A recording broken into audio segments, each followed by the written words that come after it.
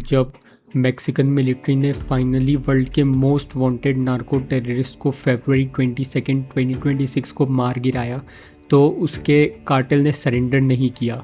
Instead उसके financial chief ने immediately एक फॉर्मलाइज्ड कॉर्पोरेट बाउंटी इशू कर दी, offering 20,000 pesos for the head of every dead Mexican soldier. कुछ ही घंटों में इस हाईली सेलिब्रेटेड मिलिट्री विक्ट्री ने 20 मैक्सिकन स्टेट्स को पैरालाइज कर दिया। Over 175 international flights abruptly cancel हो गई, स्कूल्स बंद कर दिए गए और हेविली आर्म्ड कार्टेल पैरामिलिट्रीज ने 25 नेशनल गार्ड ट्रूप्स को सड़कों पर स्लॉटर कर दिया। पॉप कल्चर और मूवीज़ ने हमें ये बिलीव करना सिखा दिया है कि अगर आप बस मेन विलेन को मार दो तो क्रेडिट्स रोल होते हैं और सिस्टम क्लीन अप हो जाता है, लेकिन रियल वर्ल्ड किसी एक्शन फिल्म की तरह काम नहीं करता। एल मेंचो का नाम से जाने जाने वाला ये आदमी ओवर अ डेकेड तक इंटरनेशनल इंटेलिजेंस से बचता रहा, only to be taken down क्योंकि अथॉरिटीज़ ने सीक्रेटली उसके रोमांटिक पार्टनर के एसोसिएट को एक माउंटेन केबल तक ट्रैक कर लिया था। लेकिन जैसा कि हम अभी देखने वाले हैं, किसी कार्टेल किंगपिन को एलिमिनेट करने की ये popular geopolitical strategy actually criminal machine को डिस्ट्रॉय नहीं करती, ये बेसिकली उस एम्प्टी थ्रोन के लिए एक ब्लडी सिविल वॉर अनलीश कर देती है। सरफेस पर देखें तो एल मेंचो की डेथ एक क्लासिक पुलिस एनकाउंटर लगती है, गुड गाइस के लिए एक सिनेमैटिक विक्ट्री, लेकिन सच इससे कहीं ज़्यादा डार्क और कॉम्प्लेक्स है। हेडलाइंस के नीचे ये story international trade Wars, state sponsored violence और मॉडर्न कॉरपोरेट साइबर क्राइम के बारे में है। अगर आप मुंबई, दिल्ली या बेंगलोर में बैठे एक यंग प्रोफेशनल हैं तो आप शायद सोच रहे होंगे मेक्सिको के कार्टेल्स मुझे कैसे अफेक्ट करते हैं। The truth is the world is flat. ये कार्टेल एक्टिवली इंडिया के मैसिव फार्मास्यूटिकल इंडस्ट्री के लूपहोल्स को एक्सप्लॉइट कर रहे हैं ताकि वो अपने सिंथेटिक ड्रग एम्पायर के लिए केमिकल इंग्रेडिएंट सोर्स कर सके। और वो सिर्फ गन्स यूज़ नहीं करते, वो highly sophisticated English speaking BPO call centres run करते हैं इनोसेंट लोगों को स्कैम करने के लिए, प्रूविंग कि वो एग्जैक्टली मॉडर्न कॉर्पोरेट सिंडिकेट्स की तरह ऑपरेट करते हैं। इस वीडियो के एंड तक मॉडर्न कार्टेल के बारे में आपका एंटायर परसेप्शन चेंज हो जाएगा। आप समझेंगे कि कैसे वॉशिंगटन के इमेंस जियोपॉलिटिकल प्रेशर ने मैक्सिको को फोर्स किया इस बिलियनियर वॉरलॉर्ड को टेक आउट करने के लिए। मोस्ट इम्पॉर्टेंटली, आपको किंगपिन स्ट्रैटेजी का फेटल फ्लॉ डिस्कवर होगा। क्यों बॉस को मारने से बिजनेस बैंकरप्ट नहीं होता, बल्कि एक एम्प्टी थ्रोन के लिए एक nation wide blood bath unleash हो जाता है। Let's decode. Over a decade तक नेमेसियो रूबेन और सिग्वेरा कार्वेंटेस, जिसको सब एल मेंचो के नाम से जानते थे, बेसिकली एक घोस्ट था। जेलिस्को न्यू जनरेशनल कार्टेल या CJNG के लीडर के रूप में उसके ऊपर एक मैसिव 15 मिलियन US बाउंटी और मैक्सिकन गवर्नमेंट की तरफ से 300 मिलियन पेसो का रिवॉर्ड था। आम जनता और अथॉरिटीज़ दोनों के लिए वो एक अनटचेबल फैंटम था जो मिलिट्री ट्रेनिंग वाले मशीनरी से सराउंडेड होकर रूरल टेरेन्स में ट्रैवल करता था। बैक इन 2015 उसके आदमियों ने लिटरली एक मैक्सिकन मिलिट्री हेलीकॉप्टर को रॉकेट प्रोपेल्ड ग्रेनेड से शूट डाउन कर दिया था just to help him escape. लेकिन रियल वर्ल्ड में घोस्ट एग्जिस्ट नहीं करते, इंसान करते हैं, और इंसानों की फेटल वीकनेसेस होती हैं। मैक्सिकन नेशनल डिफेंस सेक्रेटरी जेन रिचार्डो ट्रेविलिया ने रिवील किया कि उनका जाल किसी मैसिव साइबर हैक की वजह से नहीं बिछा था, ये एक्चुअली एक रोमांटिक रिलेशनशिप की वजह से क्लोज हुआ था। फरवरी 20, 2026 को मिलिट्री इंटेलिजेंस ने एक ट्रस्टेड मैन को ट्रैक किया जो एल मेंचो की एक रोमांटिक पार्टनर को टेपेल्पा जेलिस्को की एक सेक्लूडेड रूरल प्रॉपर्टी तक एस्कॉर्ट करके ले गया था। वो औरत अगले दिन वहाँ से चली गई, लेकिन सर्वेलेंस ने कंफर्म किया कि एल मेंचो अपनी सिक्योरिटी डिटेल्स के साथ वहाँ रुका हुआ था। फरवरी 2022 की सुबह मैक्सिकन मिलिट्री ने रेड मार दी। ये बस कोई लोकल बस नहीं था। White House press secretary Karoline Leavitt ने कंफर्म किया कि newly formed US joint interagency task force counter cartel JIATFCC ने मैक्सिकन फोर्सेस को एक critical intelligence target package provide किया था। ये रेड इमीडिएटली एक वॉर जोन में टर्न हो गई। CJNG गनमैन ने रॉकेट लॉन्चर जैसी हैवी वेपन्स के साथ फाइट बैक किया, forcing a military helicopter to make an emergency landing. El मेंचो ने फॉरेस्ट अंडरग्रोथ में भागने की कोशिश की, लेकिन क्रॉस फायर में क्रिटिकली वोंडेड हो गया। अल्टीमेटली मेडिकल ट्रीटमेंट के लिए मैक्सिको सिटी के हेलीकॉप्टर के ट्रांसफ़र के दौरान उसकी डेथ हो गई। स्टेट को फाइनली उनका आदमी मिल गया था, लेकिन हॉलीवुड मूवीज़ की तरह विलेन के मरने पर कहानी ख़त्म नहीं हुई।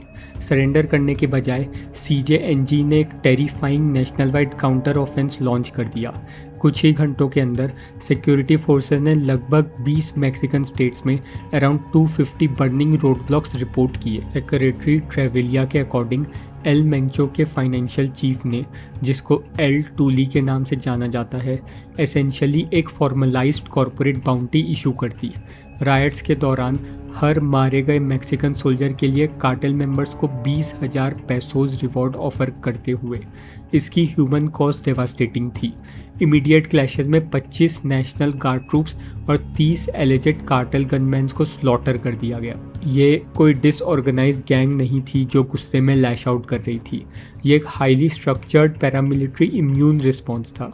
ये समझने के लिए कि कैसे एक सिंगल कार्टेल किसी नेशन को ओवरनाइट पैरालाइज कर सकता है, हमें इन गन्स के आगे देखना पड़ेगा। क्या हो अगर मैं आपसे कहूँ कि CJNG एक स्ट्रीट गैंग की तरह कम और एक फॉर्च्यून 500 मल्टीनेशनल कॉरपोरेशन की तरह ज़्यादा ऑपरेट करती है। तो इमेजिन करिए कि आप अपनी फैमिली के साथ एक पीसफुल वैकेशन पे हैं, आप अपनी सुबह की कॉफ़ी पी रहे हैं और सडनली आपके आसपास की सिटी एक वॉर जोन में टर्न हो जाती है। ये टेरिफाइंग रियलिटी थी स्टीव पर्किंस के लिए, एक 57 ईयर ओल्ड अमेरिकन टूरिस्ट जो फरवरी 2022-2026 को डाउनटाउन पुरेटो वलार्ता में स्टे कर रहा था। उसने द एसोसिएटेड प्रेस को बताया कि उसने एक मैसिव एक्सप्लोजन सुना, जिसके बाद स्ट्रीट में स्क्रीम्स एको होने लगी। एट वन पॉइंट हमारे आसपास ब्लैक थिक स्मोक के 7 या 8 प्लूम्स थे, पर्किंस ने रिकॉल किया। पैनिक इतना एब्सोल्यूट था कि उसकी वाइफ ने इमीडिएटली अपने चिल्ड्रन को कॉल किया जस्ट टू से गुड बाय, ये फुली बिलीव करते हुए कि शायद वो ज़िंदा वापस नहीं जा सकेंगे। लोगों को लगा कि ये कोई आम गैंग वॉर है, लेकिन जो वो विटनेस कर रहे थे वो कोई रैंडम वायलेंस नहीं था। ये एक highly coordinated nation wide paramilitary counter offence था। जिस मोमेंट उस मिलिट्री हेलीकॉप्टर में एल मेंचो मरा, जेलिस्को न्यू जनरेशनल कार्टेल CJNG डर के मारे फ्रैक्चर नहीं हुआ। इंस्टेड उन्होंने एक pre planned immune response execute किया। मैक्सिकन डिफेंस सेक्रेटरी जेन रिचार्डो ट्रेविलिया के अकॉर्डिंग कार्टेल की इमीडिएट रिटेलिएशन को एल मेंचो के टॉप फाइनेंशियल चीफ ने मास्टरमाइंड किया था, जिसको एल टूली के नाम से जाना जाता है। एल ट्यूली ने सिर्फ अपने आदमियों को रायट करने के लिए ऑर्डर नहीं किया, उसने एक रूथलेस CEO की तरह ऑपरेट किया जो परफॉर्मेंस इंसेंटिव्स इशू करता है। उसने कार्टेल मेंबर्स को एक फॉर्मलाइज्ड कॉर्पोरेट बाउंटी ऑफर की of 20,000 pesos, about $1,160 for every Mexican soldier they killed.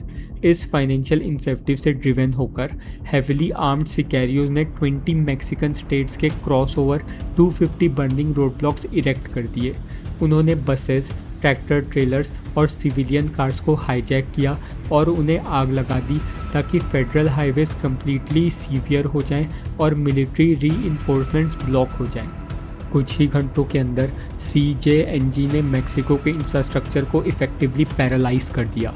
Over 175 flights abruptly cancel हो गई, जिसमें tens of thousand of tourist को स्ट्रैंड कर दिया।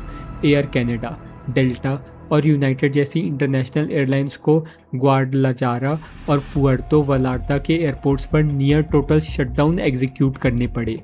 US और कनाडियन गवर्नमेंट ने मल्टीपल स्टेट्स के लिए urgent shelter in place warning issue कर दी।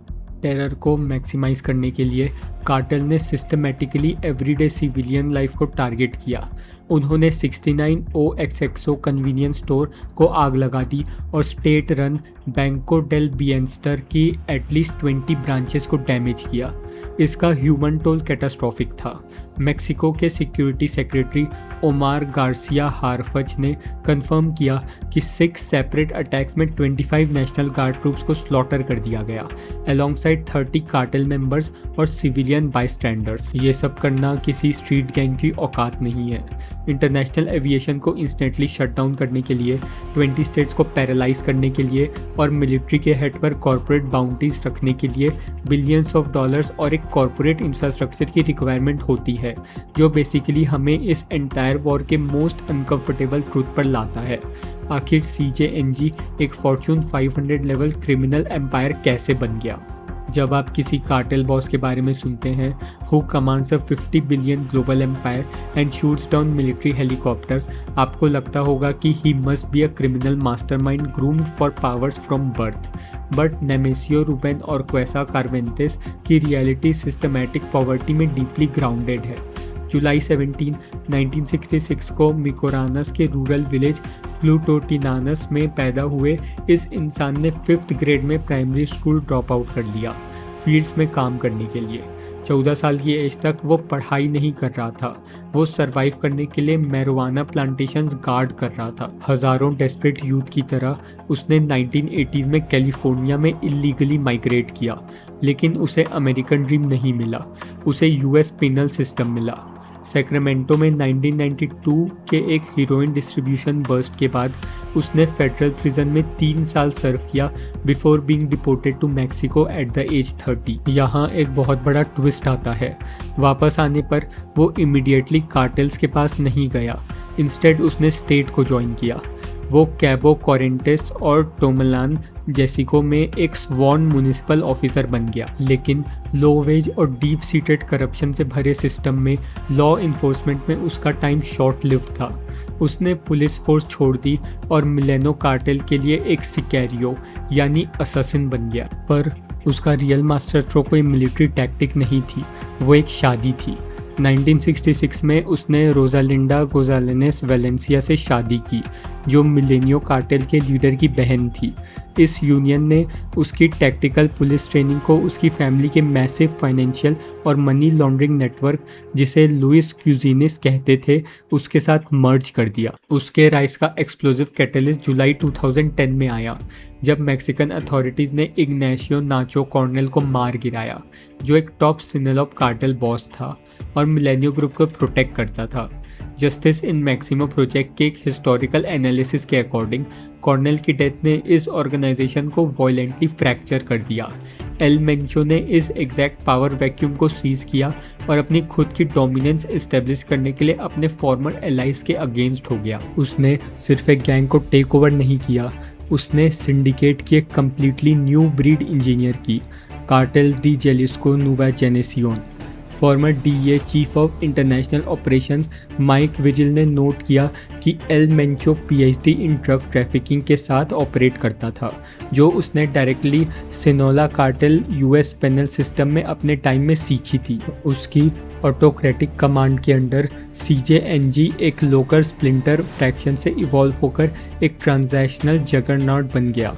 स्टेट वनरेबिलिटीज़ की अपनी पुलिस नॉलेज और अपने इन लॉस के फाइनेंशियल इंफ्रास्ट्रक्चर को वेपनाइज करके एल मेंचो ने अपने एम्पायर ऑल 50 US स्टेट्स और 40 से ज़्यादा कंट्रीज़ में एक्सपैंड किए, जिससे उसकी पर्सनल नेटवर्थ एस्टिमेटेड $1 बिलियन तक पहुंच गई। लेकिन एक 5th grade drop out exactly कैसे 40 कंट्रीज़ के क्रॉस एक 50 billion multinational empire successfully manage करता था।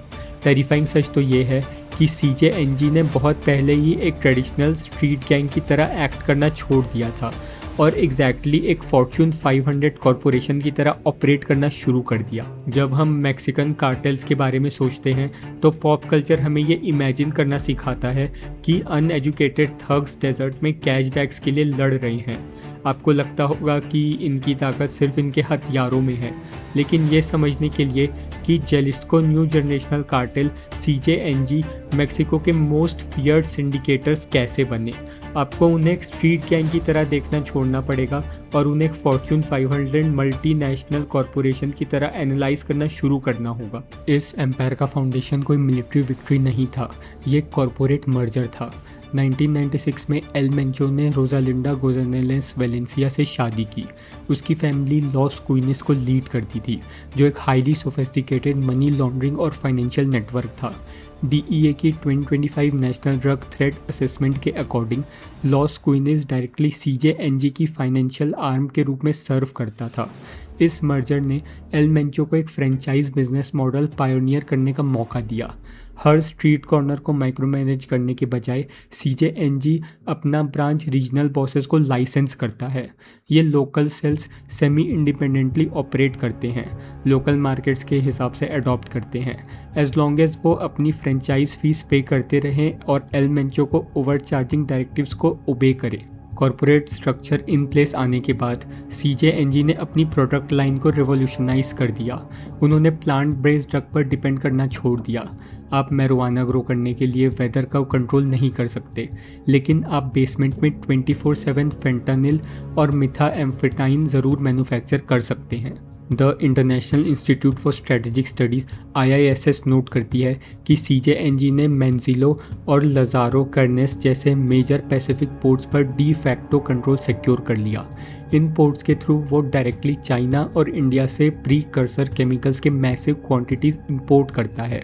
उन्होंने सुपर लैब्स इस्टेब्लिश किया, ऐसी फैसिलिटीज़ जो पर साइकिल 10 पाउंड से ज़्यादा हाई प्योरिटी मेथ प्रोड्यूस कर सकती है, और ना सिर्फ US को बल्कि यूरोप, जापान और ऑस्ट्रेलिया के हाईली प्रॉफिटेबल मार्केट्स को भी फ्लड कर दिया। लेकिन यहाँ आकर डेटा हमारी अजम्पशंस को कम्प्लीटली शैटर कर देता है।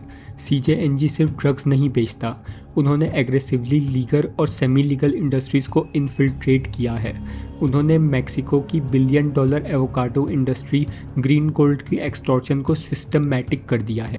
इससे भी ज़्यादा शॉकिंग बात यह है कि US ट्रेजरी डिपार्टमेंट ने रिसेंटली CJNG को प्यूरेटो वेलार्टा जैसे टूरिस्ट हब्स में sophisticated English speaking call centres run करने के लिए सैंक्शन किया, जहां से वो एल्डरली अमेरिकन्स को टारगेट करके massive time share frauds execute करते हैं। फर्दरमोर वो massive fuel theft operations orchestrate करते हैं।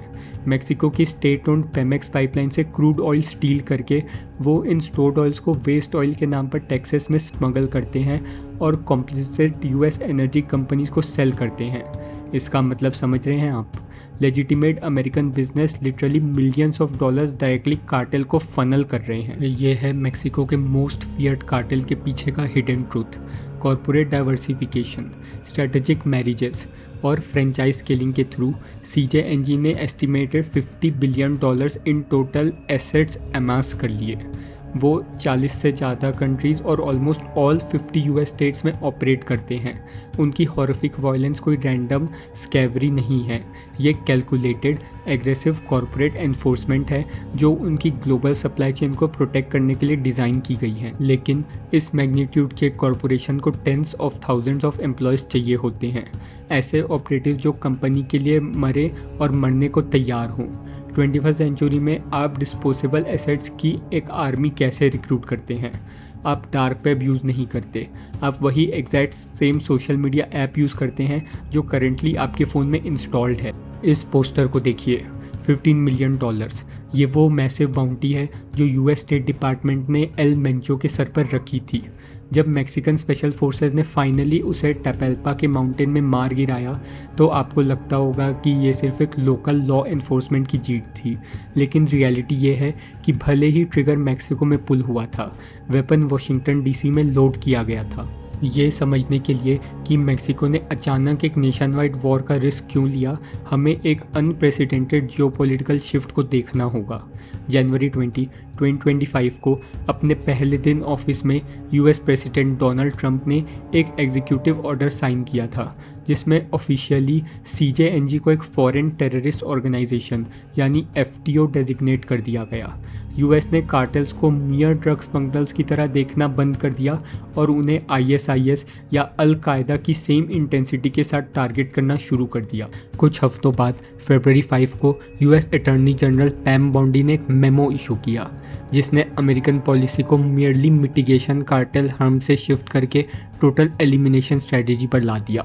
इसे एग्जीक्यूट करने के लिए US डिपार्टमेंट ऑफ डिफेंस ने quietly joint interagency task force counter cartel AIATFCC launch किया, led by brigadier general Maurizio सेलेब्रेस।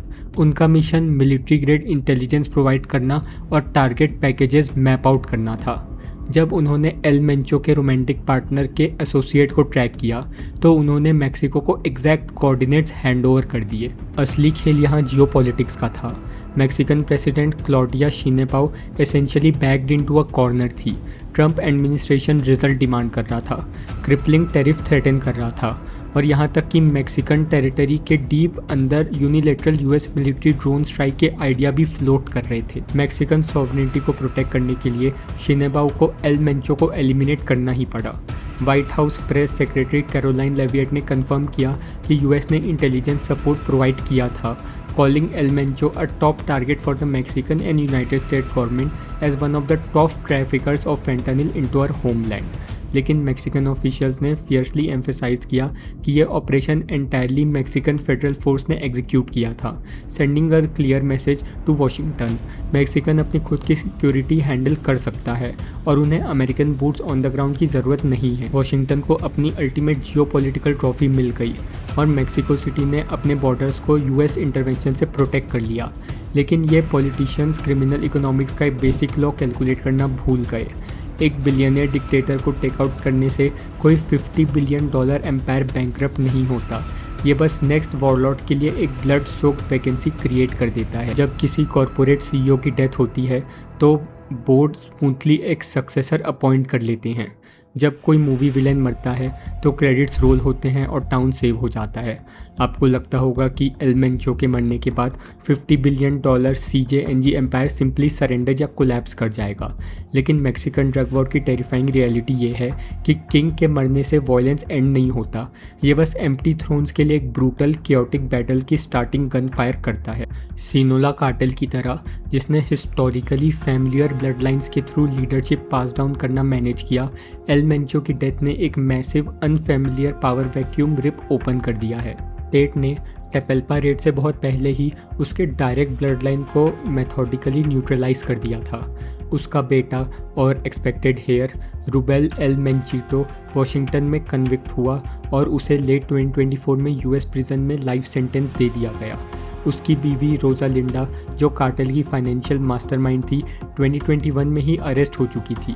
उसका भाई अब्राहम अभी भी मैक्सिकन कस्टडी में लॉक्ड अप है। Mexico City based security consultant David Saucedo के अकॉर्डिंग इस ब्रोकन लाइन ऑफ सक्सेशन के बाद सिर्फ एल मेंचो का स्टेपसन बचता है, जुआन कार्लोस वेलेंसिया गोलेनिस, जिसको एल पेलोन कहते हैं। Despite carrying a $5 million US bounty as the de facto second in command, experts note करते हैं कि एल पेलोन के पास कार्टेल की हार्ड एंड मिलिट्री कमांड के बीच इन्फ्लुएंस और रिस्पेक्ट सीवियरली लैक करता है। असली नाइटमेयर मैक्सिको के लिए यहाँ से शुरू होता है। CJNG के फ्रेंचाइज मॉडल रूथलेस जो पॉलिटिकली सेपरेटेड ल्यूटेनेंट्स को एम्पावर करते हैं, कमांडोज जैसे रिचार्डो रुइज वेलेस्को या एल डोबेल आर जो एलिट पैरामिलिट्री विंग लीड करता है, ऑडियास फ्लोरेस सिल्वास या एल जार्डिनो जो नायाराइट ऐसी की टेररिस्ट कंट्रोल करता है, और ह्यूगो मेंडोज गायाटान या एल सैपो। ये आदमी अपने खुद की प्राइवेट आर्मीज़ और ट्रैफिकिंग कॉरिडोर्स कमांड करते हैं। उन्हें सरवाइव करने के लिए एक दूसरे की ज़रूरत नहीं है, अब ये आपस में लड़ेंगे। ये गवर्नमेंट की किंगपिंग स्ट्रेटेजी का फेटल सिस्टमेटिक फ्लॉ है। ग्लोबल गार्डियन के सिक्योरिटी एनालिस्ट वार्न करते हैं कि CJNG फ्रैगमेंट वॉयलेंटली इन स्पेक्टेकुलर फैशन करेंगे, इसकी हाई प्रोबेबिलिटी है। इंटरनेशनल क्राइसिस ग्रुप के एक एक्सपर्ट डेविड मोरर ने इस ग्रिम रियलिटी को रिपोर्टर्स के आगे परफेक्टली समराइज किया। In the absence of a direct succession, a power vacuum is created that opens the door to violent regiments within the organization. Vultures already circle कर रहे हैं। Rival syndicates जैसे मियोकाना में कार्टलेस यूनियोस और सिनोला कार्टेल की वेरिंग फ्रैक्शंस इमीडिएटली इस chaos को exploit करेंगी अपनी लॉस्ट टेरिटरीज रिक्लेम करने के लिए। फर्दरमोर, जैसे ही new CJNG splinter factions dominance के लिए एक दूसरे से फाइट करेंगी, उनके international drug revenues monumentally drop हो जाएंगे। अपनी इंटरनल सिविल वॉर को फंड करने के लिए वो अपने गन्स आम जनता की तरफ टर्न कर लेंगे। एनालिस्ट प्रिडिक्ट करते हैं कि लोकल एक्सटॉर्शंस, व्हीकल थेफ्ट्स और किडनैपिंग में इनएविटेबल स्पाइक आएंगे क्योंकि ये वॉरलॉर्ड्स अल्टरनेटिव इनकम सीक करेंगे। हमने अल्टीमेट विलन की डेथ को एक मैसिव विक्ट्री की तरह सेलिब्रेट किया, लेकिन अगर टॉप बॉस को टेक आउट करने से कार्टेल बस एक मल्टी फ्रंट सिविल वॉर में स्प्लिंटर हो जाता है जो इनोसेंट सिविलियंस को टॉर्चर करता है, तो इस एंडलेस ब्लडशेड का एक्चुअल सॉल्यूशन आखिर है क्या? जब टेपेल्पा जैसी हाई प्रोफाइल मिलिट्री रेड होती है तो गवर्नमेंट्स नेचुरली सेलिब्रेट करती हैं। आम जनता को लगता है कि सबसे बड़ा विलन मर गया, अब शांति आएगी। पॉप कल्चर ने हमें सिल्वर बुलेट सॉल्यूशन में बिलीव करना सिखा दिया है, लेकिन नार्को इकोनॉमिक्स की रियल वर्ल्ड में बॉस को टेक आउट करने से एम्पायर डिस्ट्रॉय नहीं होता। हिस्टोरिकली देखें तो लीडर्स को टारगेट करना, जिससे पॉलिसी को किंगपिन स्ट्रेटजी कहा जाता है, ये एग्जैक्ट रीज़न है कि आज मेक्सिको जल रहा है। Let's look at the data.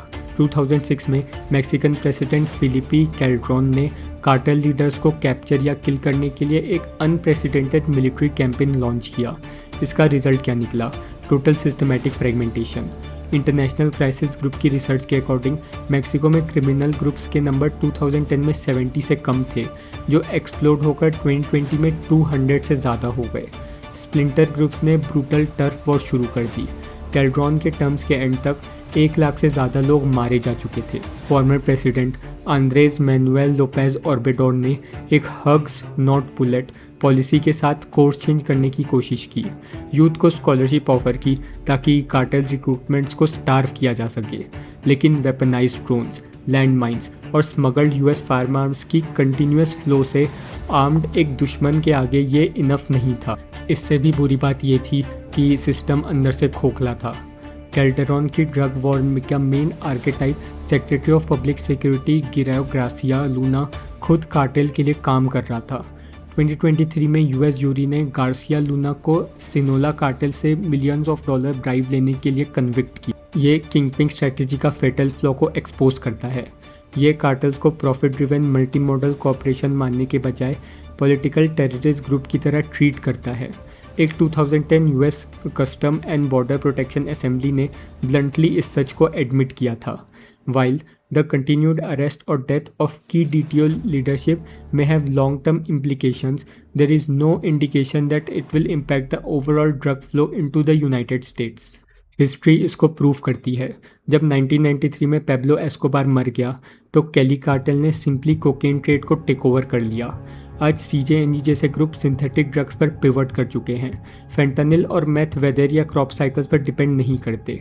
उन्हें बस चाइना और इंडिया से केमिकल्स की एक स्टडी सप्लाई चाहिए। इस वीडियो के बिगनिंग में हमने इस वांटेड पोस्टर को देखा और हमें एक मॉन्स्टर का फेस नज़र आया। हमने जेलिस्को के हाईवेज पर बर्निंग बुशेस देखी और सोचा कि हम एक डाइंग स्ट्रीट गैंग के डेस्परेट लास्ट गैस्प को विटनेस कर रहे हैं। लेकिन अब आप इस इमेज को डिफरेंटली देखते हैं। अब आपको कोई लोन क्रिमिनल नहीं दिखता, आपको एक $50 बिलियन मल्टीनेशनल कॉरपोरेशन दिखता है, आपको एक मच लार्जर डिसीज़ का सिम्टम दिखता है। ये आपके लिए मैटर करता है, आप राइट नाउ एग्जैक्टली जहाँ बैठे हैं, क्योंकि हम सब इस सेम आर्किटेक्चर के अंदर रहते हैं। वो कार्टेल जो exactly same TikTok algorithm use करके डिस्पोजेबल असैसिन्स रिक्रूट करते हैं जिसे आप हर रात स्क्रॉल करते हैं, और ग्लोबल फार्मास्यूटिकल इंडस्ट्री के ब्लाइंड स्पॉट के थ्रू आप केमिकल परसुएटर सोर्स कर रहे हैं। उसे बॉर्डर की कोई परवाह नहीं है। वो हमारी कलेक्टिव डिनाइल पर थ्राइव करते हैं। वो इस बात पर रिलाई नहीं करते कि हम बिलीव करें कि प्रॉब्लम सिर्फ एक आदमी है जो माउंटेन्स में छुपा बैठा है। आप एक डिक्टेटर को गोली मार सकते हैं, लेकिन आप एक इकोनॉमिक सिस्टम को असैसिनेट नहीं कर सकते।